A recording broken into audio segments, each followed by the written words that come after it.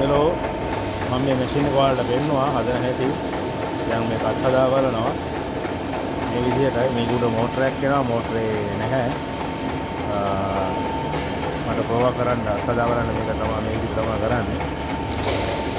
මේ විදිහට තමයි ගල් බ්‍රෂ් එකට වැටෙන්න මේක දුවන්නේ මේ මීට යන්නේ තියෙන මීටමයි යන්නේ දැන්.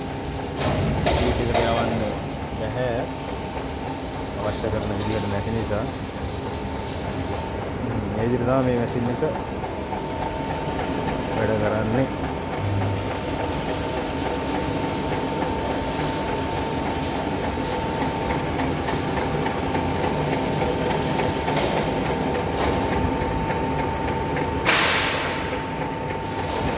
ඉස්සරහට පස්සට යනවා ස්පීඩ් එකකින් යවන්න ඕන. නමුත් එක බෙල්ට් එකකින් දුවන නිසා මට ඒක කරන්න බෑ. නමුත් අවශ්‍ය විදිහට මේක තෙලින් වැඩ කරනවාද කියලා බලන්න තියෙන විදිහ තමයි මේ.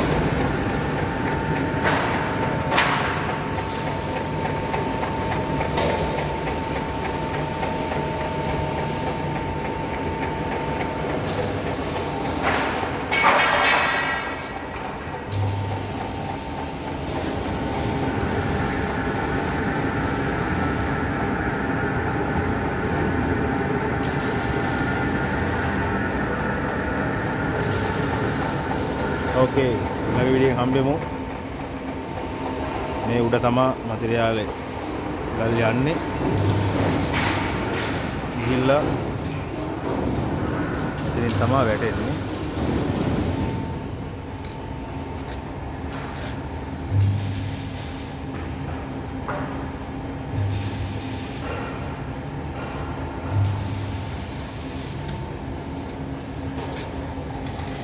කෙලින් යනවාද කියලා බලන්න කියලා තියෙන්නේ ස්පාල් එක.